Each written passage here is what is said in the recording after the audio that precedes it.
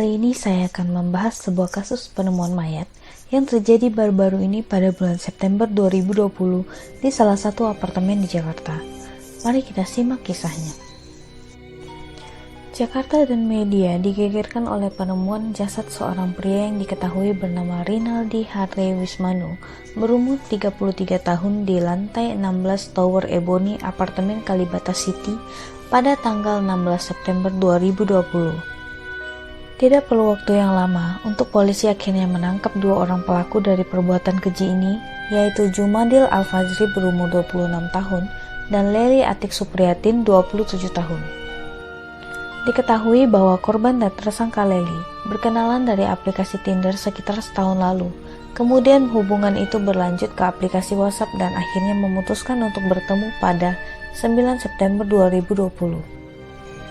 Lely yang sudah mengetahui karir gemilang dari sang korban, yang merupakan seorang manajer HRD di sebuah perusahaan kontraktor, sudah mengetahui bahwa korban yaitu Rinaldi merupakan sasaran yang empuk dengan kondisi keuangan yang baik.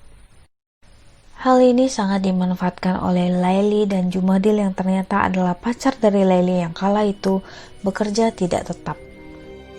Jadi si Lely ini sudah menjalin hubungan dengan Jumadil, tapi tetap berhubungan juga dengan sang korban di aplikasi kencan Tinder. Pada awalnya, kedua tersangka menyewa sebuah apartemen harian di daerah Pasar Baru untuk melancarkan aksinya dari tanggal 7 sampai dengan 12 September 2020. Pada 7 dan 8 September, kedua tersangka segera menyiapkan alat dan kamar yang akan digunakan untuk melancarkan aksinya. Pada 9 September, Lely mengajak Rinaldi untuk mengunjungi apartemennya. Lely dan Jumadil berencana menjebak Rinaldi di apartemen tersebut. Menurut pengakuan kedua tersangka, Jumadil bersembunyi di kamar mandi, sementara sang korban yaitu Rinaldi dan Lely melakukan hubungan badan.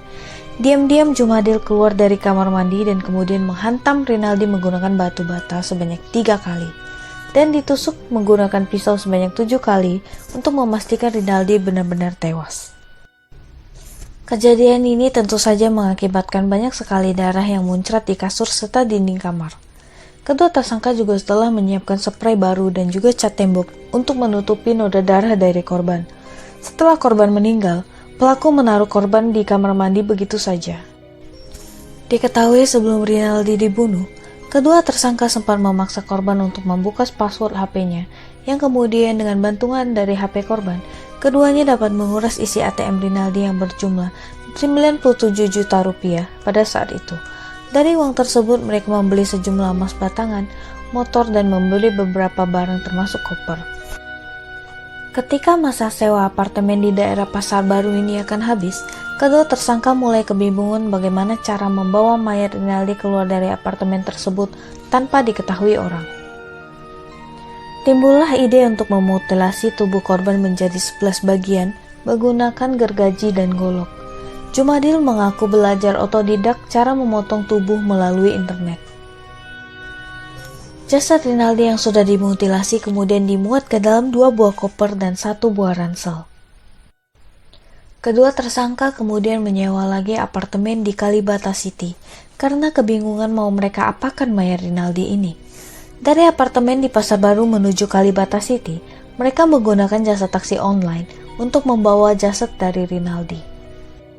Sementara itu, mereka mencari lagi rumah yang mempunyai halaman luas untuk mengubur jasad Rinaldi, dan akhirnya ditemukan sebuah rumah di daerah Cimanggis, Depok, yang segera mereka gali halamannya guna menguburkan jasad Rinaldi. Ternyata, pada tanggal 9 September 2020 sudah dilaporkan ke Polda Metro Jaya bahwa Rinaldi menghilang karena pihak keluarga tidak dapat menghubungi Rinaldi dan tak ada seorang pun teman korban yang mengetahui di mana Rinaldi berada. Jasad Rinaldi yang sudah dalam keadaan dimutilasi tentu saja mengeluarkan bau tidak sedap yang membuat para tetangga di lantai 16 apartemen Kalibata City akhirnya melakukan laporan kepada pihak gedung yang kemudian dicek pada unit tersebut dan ditemukanlah jasad dari korban yang telah dipotong-potong menjadi 11 bagian. Setelah dilakukan pengecekan CCTV, maka ditemukanlah kedua tersangka di rumah baru sewaannya di daerah Cimanggis, Depok.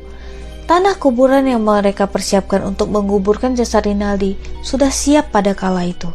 Namun keduanya kalah gerak cepat hingga jasad Rinaldi lebih dulu ditemukan di apartemen Kalibata City. Dalam penangkapan tersebut, kedua pelaku berusaha untuk kabur. Namun tentu saja tidak semudah itu. Kedua kaki tersangka Jumadil ditembak polisi. Akibat dari perbuatannya, kedua pelaku dijerat dengan pasal 340 KUHP, pasal 338 KUHP, serta pasal 365 KUHP dengan ancaman hukuman mati atau hukuman penjara seumur hidup. Berikut sedikit latar belakang pelaku dan korban. Lely adalah seorang wanita berumur 27 tahun yang merupakan warga Kabupaten Tegal. Ia merupakan mahasiswa lulusan Universitas Indonesia, Fakultas MIPA, jurusan Kimia, yang dikenal sangat aktif di kemahasiswaan. Terakhir, Lely diketahui bekerja di sebuah perusahaan farmasi terkemuka di Indonesia. Menurut teman-teman semasa sekolahnya, Lely merupakan anak yang pintar, supel, dan banyak koneksi. Lely bahkan pernah mengikuti Olimpiade Kimia hingga tingkat provinsi semasa sekolahnya. Dan juga diketahui bahwa Lely pada tahun 2019 sempat viral di akun media sosial karena ada seorang wanita yang menyebutnya sebagai pelakor pada tahun tersebut dengan hashtag "Aku mens, jangan sentuh aku ya". Wanita ini menyebutkan bahwa suaminya yang juga tersangka yaitu Jumadil meninggalkannya dalam kondisi hamil lantaran berselingkuh dengan Lely ini. Sosok dari korban yaitu Rinaldi Harlewismanu ini merupakan mahasiswa sastra Jepang Fakultas Ilmu Budaya Universitas Gadjah Mada atau UGM angkatan 2006. Lulus dari UGM, Rinaldi melanjutkan S2 di Tokyo University Jepang. Setelah menyelesaikan studi S2-nya, Rinaldi kemudian kembali ke Jakarta. Di Jakarta, Rinaldi bekerja sebagai manajer HRG di sebuah perusahaan kontraktor. Rinaldi diketahui sudah memiliki seorang istri berkebangsaan Jepang yang bekerja sebagai seorang pramugari dan baru dinikahinya pada tahun 2019. Rinaldi juga diketahui mempunyai channel YouTube yang membahas kehidupannya di Jepang. Banyak sekali hal yang dapat kita petik dari kasus kali ini. Bagaimana menurut kalian? Jika ada detail-detail yang terlewatkan, saya mohon maaf. Dan tidak bosan-bosannya saya mengingatkan untuk teman-teman semua bisa membantu channel saya dengan klik tombol subscribe jika belum. Jika sudah, teman-teman bisa share video ini ke kerabat kalian. Dan jangan lupa tambahkan komen kritik dan saran kalian demi kemajuan channel ini. Terima kasih. Bye guys.